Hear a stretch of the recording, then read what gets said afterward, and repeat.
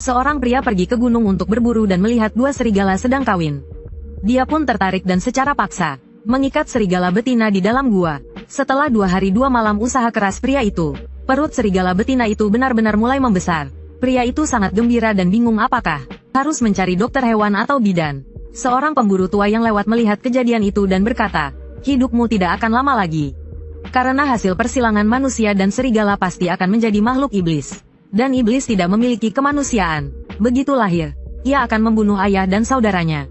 Mendengar itu, pria itu langsung melarikan diri tanpa jejak. Serigala betina yang kehilangan perawatan tidak punya pilihan lain selain membawa perut besarnya masuk ke dalam gua.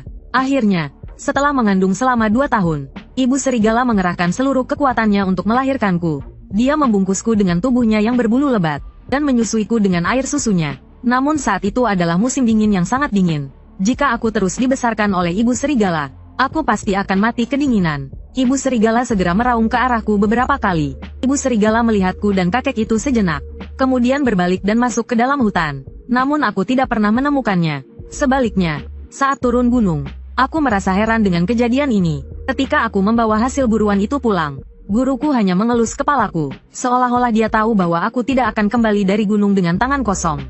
Sehingga setiap tahun, aku selalu pergi ke gunung beberapa kali. Hingga setelah aku berusia 12 tahun, guruku tiba-tiba melarangku naik gunung lagi. Karena aku harus mewarisi ilmu dari guruku. Guruku adalah peramal terkenal di daerah ini. Ramalan beliau sangat akurat. Namun, guruku memiliki satu aturan. Meramal harus melihat cuaca. Hari mendung tidak meramal. Hari hujan tidak meramal. Malam hari juga tidak meramal. Setiap hari hanya menerima 3 orang. Jadi, jika ingin diramal oleh guruku, harus pada siang hari dan cuaca cerah. Aku pun belajar sesuai aturan ini. Meskipun aku tidak tahu alasannya. Hari ini, seorang pria kaya datang dengan mobil dan membawa guruku untuk meramal. Aku sendiri tinggal di toko untuk menjaganya. Aku sedang asyik bermain game. Ketika Paman Zhang dari desa tiba-tiba membuka pintu dan masuk. "Xiao Tian, gurumu tidak ada di sini?" Paman Zhang berjalan mendekat dan bertanya padaku. Ku menjawab, "Guruku pergi meramal untuk seseorang." "Kalau begitu, celaka." Paman Zhang menghela napas. "Ada apa, Paman Zhang?" Aku mulai penasaran. "Seberapa banyak yang kau ketahui tentang hal-hal ini?" Paman Zhang tiba-tiba bertanya padaku. "Sedikit." Yang dimaksud Paman Zhang adalah hal-hal yang berbau mistis. "Baiklah, coba kau lihat tanganku ini." Saat berbicara, Paman Zhang menggulung lengan bajunya. Begitu aku melihatnya, aku langsung terkejut. Di lengan Paman Zhang ada luka yang sangat besar. Terlihat seperti bekas gigitan binatang buas. 2 baris bekas gigi yang berdarah terlihat mengerikan. "Paman Zhang, apa yang terjadi padamu?" Aku bertanya dengan cemas. 2 hari yang lalu, aku pergi berburu di gunung. Aku bertemu seekor serigala. Serigala itu cukup besar. Aku pikir bisa menjualnya dengan harga bagus. Jadi, aku menembaknya sampai mati. Saat aku bersiap membawanya turun gunung untuk dijual, serigala itu tiba-tiba hidup kembali dan menggigitku. "Apa, kau menembak seekor serigala?" Aku terkejut. "Tidak mati, binatang itu menggigitku dan langsung lari. Tapi lukaku ini sudah 2 hari dan belum sembuh juga. Darahnya bahkan tidak berhenti mengalir." Aku menatapnya dengan khawatir. "Bahkan darah pun tak berhenti. Kau pikir serigala itu semacam makhluk gaib?" Mendengar ini, aku langsung marah. "Di mana kau menembak serigala itu? Kenapa? Xiao Tian, kau juga ingin berburu serigala itu dan cari uang?" Paman Zhang menatapku dengan ekspresi aneh. "Cari uang kepala kau. Kalau kau tidak mau mati, cepat bilang." Aku membentaknya hingga ia terdiam ketakutan. Wajahnya tampak pucat. "Di gunung, aku akan mengantarmu ke sana sekarang." Aku segera pergi ke halaman belakang dan mengambil kotak obat milik guruku. Aku berlari keluar bersama Paman Zhang. Kami berlari selama sekitar 1 jam. Akhirnya, kami tiba di tempat yang disebutkan oleh Paman Zhang. Itu berada di bawah sebuah pohon besar. Di sana masih ada bekas darah yang jelas. Dan jumlah darah yang tumpah sangat banyak. Hatiku langsung terasa tidak enak. Tertembak tapi kehilangan darah sebanyak ini? Apa serigala itu baik-baik saja? Aku segera mengikuti jejak darah untuk mencarinya. Namun hingga malam tiba, aku tetap tidak menemukan apapun. Paman Zhang khawatir aku akan tersesat di gunung. Jadi, dia terus mengikutiku. Ketika waktu menunjukkan pukul 6 sore, guruku meneleponku. Aku menangis dan menceritakan semuanya. Kemudian, guruku pun datang mencariku. Saat guruku naik ke gunung dengan senter di tangan, waktu sudah menunjukkan pukul 9 malam lebih. Saat melihat guruku datang, Paman Zhang sangat terkejut sekaligus gembira. Dia segera berlari mendekat, lalu memperlihatkan lengannya kepada guruku. Guruku hanya melirik sekilas, kemudian dengan dingin berkata, "Balik ke rumah dan kompres lukamu dengan air seni anak perjaka semalaman. Ingat, dilarang berburu lagi di gunung ini." Jika sesuatu terjadi lagi karena berburu, jangan datang mencariku. Paman Zhang langsung mengangguk berkali-kali. Kemudian mengucapkan beberapa kata terima kasih dan turun gunung. Guruku melihat Paman Zhang menuruni gunung. Lalu tiba-tiba mengernyitkan dahi. Dia berkata, hukum sebab akibat. Satu nyawa harus dibayar dengan nyawa. Takutnya malam ini, Zhang, aku tidak punya pikiran untuk memahami maksud kata-kata guruku. Beberapa menit kemudian, guruku menghela napas dan berjalan ke arahku. Tenang saja, kalau memang benar dia, dengan tingkat kekuatannya, tanpa peluru khusus, dia tidak akan apa-apa. Mendengar kata-kata guruku, aku langsung merasa senang. Aku mencarinya sepanjang sore tetapi tidak menemukannya. Mungkin lukanya sudah sembuh. Tentu saja, guruku mengangguk. Xiao Tian, kita pulang dulu. Aku merasa tidak tenang. Jadi aku meninggalkan kotak obat di bawah pohon besar itu. Lalu aku berteriak keras, "Ibu, aku meninggalkan ini di sini." Saat aku pulang bersama guruku, waktu sudah menunjukkan pukul 12 malam. Aku dan guruku makan malam seadanya. Lalu kami kembali ke kamar masing-masing. Di tengah tidur yang samar-samar, aku merasa wajahku sangat gatal. Seperti ada sesuatu yang berbulu mengusap wajahku. Aku mencoba membuka mata, tetapi tidak bisa. Akhirnya, aku kembali tertidur. Keesokan paginya, saat aku membuka pintu toko, aku melihat seekor kelinci liar yang baru mati diletakkan di depan pintu. Perkiraanku, beratnya sekitar 10 hingga 20 kati. Dengan rasa penasaran, aku mengambil kelinci itu. Ternyata di bawahnya ada sebuah kotak obat. Saat melihat kotak itu, mataku langsung memerah. Karena kotak ini adalah kotak obat yang semalam aku tinggalkan di bawah pohon besar. Dia datang untuk memberitahuku bahwa dia baik-baik saja. Aku membawa kelinci itu ke dalam untuk menemui guruku. Namun, begitu guruku melihat kelinci itu, wajahnya langsung berubah serius. Ada beberapa hal yang tidak bisa kita ganggu. Guruku berkata, aku merasa aneh. Guruku biasanya sangat menyukai daging buruan. Kenapa hari ini dia berkata seperti itu? Dan siapa yang dimaksud guruku dengan beberapa hal? Namun, karena guruku sudah berkata demikian, aku hanya bisa memberikan kelinci itu kepada tetangga sebelah. Saat aku kembali, guruku masih memasang wajah serius. Aku tidak terlalu memikirkannya. Hari ini cuacanya cerah. Seseorang datang meminta guruku untuk meramal. Tapi guruku berkata bahwa nanti ada urusan, jadi tidak bisa pergi. Aku merasa bingung. Apa urusan yang akan terjadi hari ini? Benar saja, saat sore tiba, kepala desa tiba-tiba masuk ke dalam rumah. Guruku segera menyambutnya. Kepala desa menghela napas dan berkata, Lao Li, ikutlah denganku ke rumah Lao Zhang. Lao Zhang ditemukan meninggal di rumahnya. Mendengar itu, aku langsung terkejut. Lao Zhang yang dimaksud kepala desa adalah Paman Zhang yang kemarin datang menemuiku. Bagaimana mungkin dia tiba-tiba meninggal? Baik, kepala desa, kau pergilah dulu. Aku akan menyiapkan beberapa barang lalu menyusul. Guruku berkata dengan tenang, seolah tidak terkejut sama sekali. Setelah kepala desa pergi, wajah guruku langsung menjadi gelap. Sejahat itukah? Aku tidak mengerti apa maksud dari perkataan guruku. Aku pun masuk ke dalam rumah dan mengambil sebuah kotak. Di dalamnya berisi barang-barang yang diperlukan untuk pemakaman. Karena ini bukan pertama kalinya aku menemani guruku ke pemakaman. Aku sudah terbiasa menyiapkan barang-barang dengan cepat. Aku mengangkat kotak besar itu dan bersiap pergi bersama guruku. Namun, guruku justru mengambil kotak itu sendiri. Dia menerimanya tanpa ragu, lalu berkata singkat, kau tidak boleh ikut. Setelah itu, dia pergi sendirian menuju rumah Paman Zhang. Aku terdiam sejenak. Biasanya, setiap kali ada kematian di desa, guruku selalu membawaku. Tapi kenapa kali ini dia tidak mengajakku? Tidak punya pilihan lain. Aku hanya bisa menjaga toko sendirian. Hingga pukul 10 malam, guruku akhirnya pulang. Ekspresinya tetap dingin. Begitu masuk, dia langsung berkata kepadaku, Xiao Tian, aku tidak mengizinkanmu pergi ke gunung lagi. Dengar tidak? Tapi ibuku, dia hanyalah seekor binatang, bukan ibumu. Guruku berkata dengan dingin. Aku terdiam. Aku belum pernah mendengar guruku berbicara seperti itu tentangnya. Apa yang sebenarnya terjadi? Lalu siapa ibuku? Aku tidak terlahir dengan kekurangan.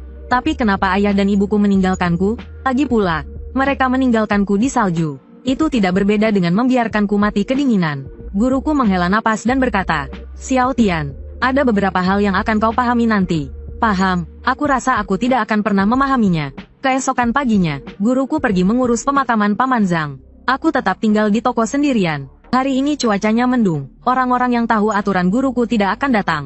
Jadi, toko ini hampir tidak kedatangan pelanggan. Hingga pukul 6 sore, seorang wanita masuk. Sepertinya kakinya terluka. Dia berjalan terpincang-pincang. Aku segera menghampirinya. Tante, apakah Anda datang untuk meramal? Guruku sedang keluar. Lagi pula, kami tidak meramal pada malam hari. Aku tahu, wanita itu mengangguk. Lalu, Anda kesini untuk apa? Aku menatap wanita itu dengan rasa penasaran. Wajah wanita ini terlihat aneh.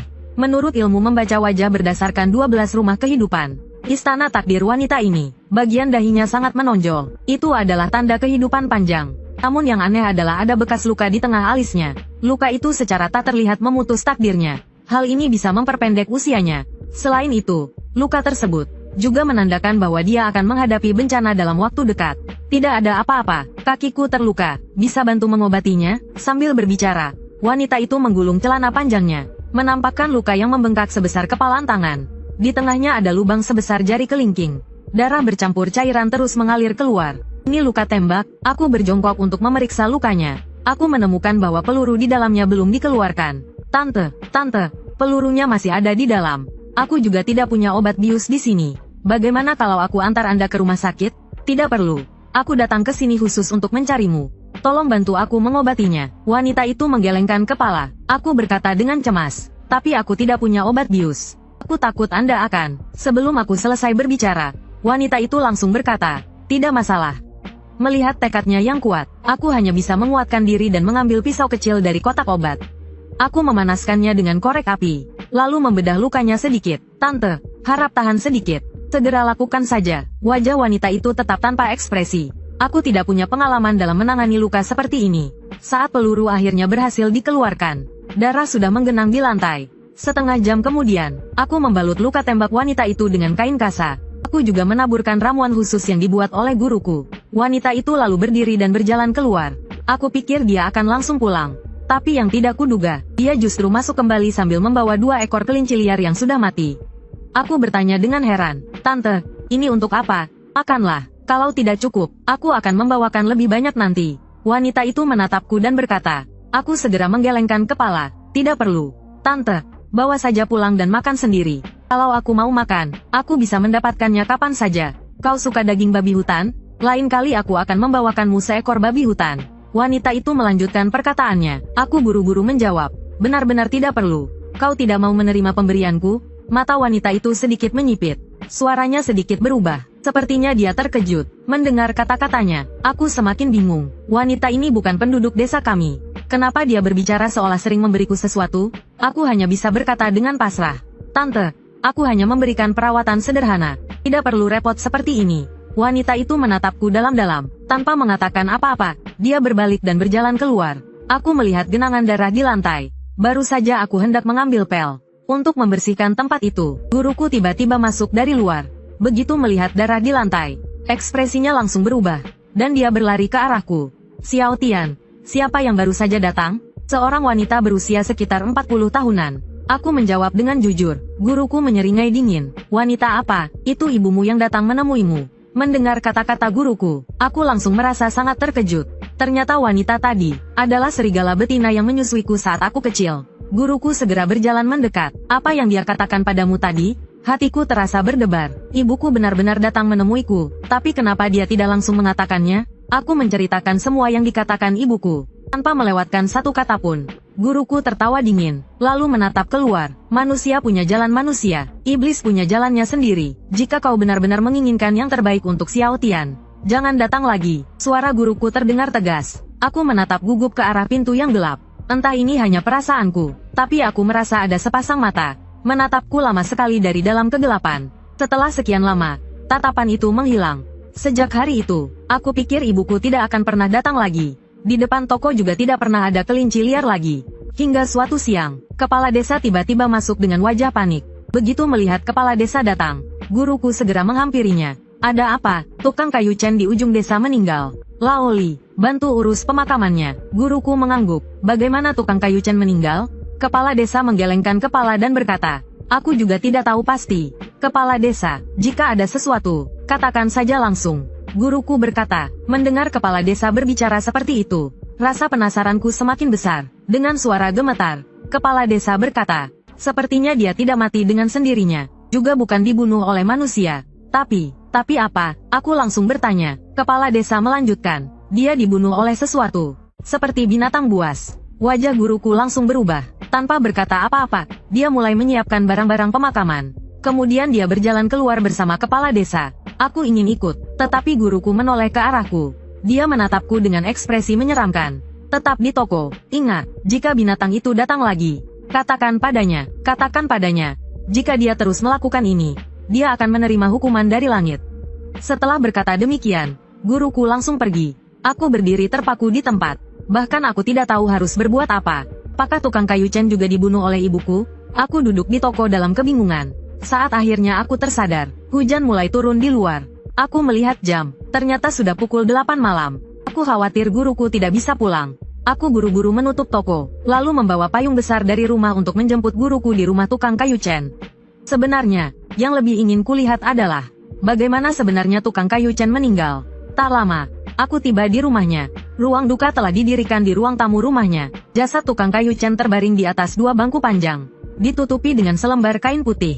Di atasnya ditutupi sehelai kain kafan. Ada sangat sedikit orang di ruang duka. Jadi, begitu aku masuk, aku tidak melihat guruku. Aku segera berjalan menuju jasad tukang kayu Chen. Perlahan-lahan, aku membuka kain kafan. Yang kulihat adalah wajah pucat pasi tukang kayu Chen. Pupil matanya telah menghilang. Mata yang hanya menyisakan warna putih itu menatapku dengan tajam. Seolah-olah akulah yang menyebabkan kematiannya. Saat itu, suara guruku terdengar dari kejauhan. Xiao Tian, kenapa kau datang ke sini? Bukankah aku menyuruhmu menjaga toko? Aku menoleh ke arah guruku. Tanganku gemetar saat menunjuk ke arah mayat tukang kayu Chen. Guru, matanya tidak tertutup. Guruku mendengus dingin. Dia mati dengan tragis. Tentu saja matanya tidak bisa tertutup. Lalu dia bertanya lagi, apakah binatang itu datang lagi? Mendengar guruku menyebut ibuku seperti itu, aku merasa perih di hati. Aku bahkan ingin membantahnya, tapi aku tidak punya keberanian. Aku hanya menjawab, tidak. Guruku menatapku dan berkata, hari ini pulang dulu. Besok siapkan semuanya dengan baik. Kita akan naik ke gunung. Naik gunung? Kenapa kita harus ke gunung? Guruku berkata dengan tenang, kenapa? Hidup harus dibayar dengan hidup. Setelah mengatakan itu, dia langsung mengambil payung dari tanganku dan berjalan keluar. Aku berdiri terpaku, tidak tahu harus berbuat apa. Guru ingin membunuh ibuku. Aku berjalan mendekati jasad tukang kayu Chen. Aku langsung menarik kain putih yang menutupi mayat. Aku tertegun. Dada tukang kayu Chen telah dikoyak sepenuhnya, seolah-olah dicabik oleh cakar yang sangat tajam. Jantungnya sudah tidak ada, yang tersisa hanyalah rongga kosong. Melihat kondisi kematiannya yang mengerikan, harapan kecil dalam hatiku hancur seketika. Dalam keadaan linglung, aku pulang ke rumah. Aku melihat guruku sudah masuk ke kamarnya untuk tidur. Aku pun mengemasi beberapa barang dan diam-diam keluar dari kamar, lalu berlari menuju gunung. Dengan senter di tangan, aku berlari sendirian di jalanan. Namun, tidak peduli seberapa cepat aku berlari, gundukan-gundukan kuburan kecil di kejauhan terlihat semakin jelas di dalam kegelapan. Angin kencang terus bertiup kencang, membuat suasana semakin mencekam dan menyeramkan. Saat aku hendak berlari lebih cepat, sebuah suara melengking yang sangat tajam menembus langit. Yang pertama terdengar di telingaku adalah suara gemeretak, seperti suara sesuatu yang dikunyah. Kemudian, terdengar suara tawa yang sangat aneh. Secara refleks, aku mengangkat senterku, lalu menyorot ke arah sumber suara itu. Aku melihat sepasang mata hijau terang menatap langsung ke arahku. Di atas gundukan kuburan, seekor burung hantu sebesar kepala manusia sedang mengawasiku. Paruhnya terus terbuka dan menutup, dan suara yang keluar dari mulutnya adalah suara tawa aneh seperti manusia.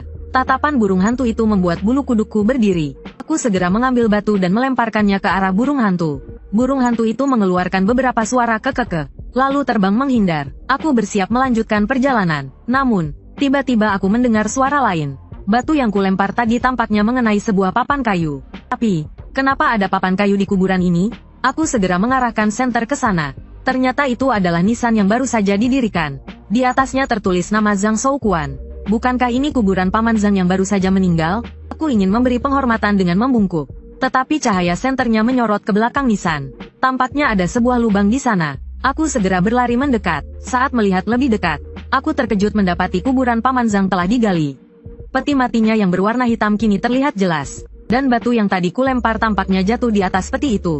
Aku berulang kali mengarahkan senter ke sekeliling. Di tengah kegelapan, aku melihat seorang nenek tua, dengan tangan kurus dan keriput. Dia sedang menggali kuburan. Dengan suara gemetar, aku bertanya, "Nenek, apa yang Anda lakukan di sini?"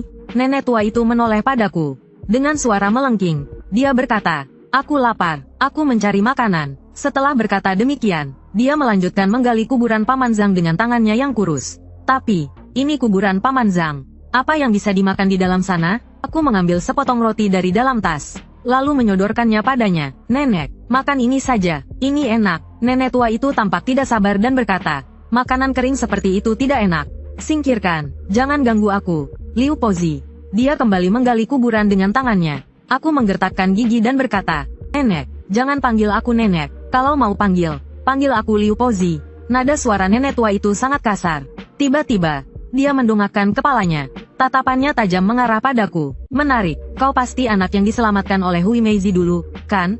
Nenek tua itu menatapku beberapa saat. Nada suaranya menjadi lebih lembut. Aku langsung terkejut. Apakah Hui Meizi yang dia sebut tadi adalah serigala betina yang menyusuiku saat kecil? Nenek tua itu melanjutkan, ayo, ramalkan nasibku. Kira-kira berapa lama lagi aku bisa hidup? Wajahku langsung pucat. Tidak heran dia mencari makan di kuburan. Jadi dia juga bukan manusia biasa. Bagaimana aku bisa meramalkan nasib makhluk seperti ini? Aku mulai terbata-bata. Andakah yang mengenal ibuku, tahu menyebutnya ibu? Setidaknya kau masih punya hati. Apa? Takut aku akan memakanmu? Aku menggelengkan kepala. Jika dia benar-benar mengenal ibuku, maka dia seharusnya tidak akan menyakitiku. Baiklah, mulai sekarang, ramalkan untukku. Aku terpaksa menelan ludah. Aku mulai menatap wajah Nenek Liu dengan seksama. Dengan mengikuti semua yang telah guruku ajarkan, aku mencoba menganalisis wajahnya. Dia tadi ingin aku meramalkan berapa lama dia bisa hidup. Biasanya, umur seseorang bisa dilihat dari bagian pangkal hidung. Aku hanya bisa melihat istana penyakitnya untuk menilai. Namun, wajahnya sangat runcing, dan tulang pipinya sangat menonjol. Bahkan dia hampir tidak punya alis. Biasanya, manusia yang hampir mati memiliki wajah seperti ini. Tapi dia bukan manusia, mungkin dia masih bisa hidup sekitar 10 tahun lagi. Aku berkata dengan hati-hati, Anda kira-kira masih memiliki sisa umur 10 tahun. Nenek Liu tiba-tiba berbicara dengan tajam. Pastikan jawabannya. Matanya berubah menjadi hijau, penuh amarah. Aku kembali menatap istana penyakitnya. Aku hanya bisa menegaskan dengan suara bergetar. 10 tahun. Mata hijau Nenek Liu menatapku tajam. Kau yakin? Setelah beberapa saat hening, Nenek Liu menghela napas. Kurang lebih sama dengan perkiraanku. Mendengar itu, aku merasa sedikit lega. Aku pikir dia akan terus menggali kuburan. Namun, dia malah menatapku sebentar. Lalu perlahan berjalan pergi ke dalam kegelapan. Dalam beberapa bulan lagi, aku akan mencarimu lagi. Saat itu, aku harap kau bisa memberiku harapan. Suara Nenek Liu bergema dari dalam kegelapan. Aku merasa bingung. Harapan, apa yang bisa kuberikan padanya? Oh ya, anak muda. Hari ini, karena kau, aku akan membiarkan mayat ini utuh. Ingat, kau menyebut Hui Meizi sebagai ibu. Maka dia akan selamanya menjadi ibumu. Jika suatu hari kamu menyakiti dia, maka saat kamu mati, aku akan menggali kuburanmu, makan dagingmu. Aku terus berjalan ke arah gunung. Tengah malam, akhirnya aku sampai di bawah pohon besar. Tempat ibuku terluka. Aku memanggil beberapa kali. Ibu, aku datang. Keluar dan temui aku. Namun, tidak ada suara yang menjawab. Aku semakin cemas. Lalu aku teriak lagi. Ibu, guruku akan menangkapmu. Jika kamu mendengarnya, cepat sembunyi. Namun, tidak ada suara yang menjawab. Aku semakin panik. Besok kalau guruku pergi ke gunung, pasti dia membawa senapan. Jika ibuku bertemu guruku, pasti akan mati tanpa ampun. Aku tertawa pahit, melihat langit sudah mulai terang. Aku harus segera kembali, meskipun ibuku tidak mendengar. Besok jika aku ikut dengan guruku ke gunung, mungkin aku bisa menyelamatkannya. Aku berlari pulang ke rumah. Saat sampai di rumah, aku memastikan pintu kamar guruku masih tertutup. Aku kembali ke kamarku, mandi dan mengganti pakaian, lalu keluar lagi. Guruku melihatku dan berkata, apakah barang-barang sudah siap? Sudah siap. Aku mengangguk. Baik, kemasi semuanya. Kita ke gunung. Guruku berkata, jika guruku menemui ibuku, apakah dia akan melepaskannya? Aku bertanya, melepaskan makhluk itu? Siapa yang akan menggantikan 2 nyawa yang hilang di desa? Guruku menatapku dan bertanya. Aku terdiam. Memang ibuku yang membunuh mereka berdua. Tapi, apapun yang terjadi, aku tidak akan membiarkan ibuku mati. Setelah berkata begitu, guruku tidak menghiraukanku. Beberapa menit kemudian, guruku mengambil senapan berburu. Aku membawa tas punggung dan mengikutinya. Apapun yang terjadi, jika guruku akan melukai ibuku, aku akan mempertahankan ibuku sampai mati.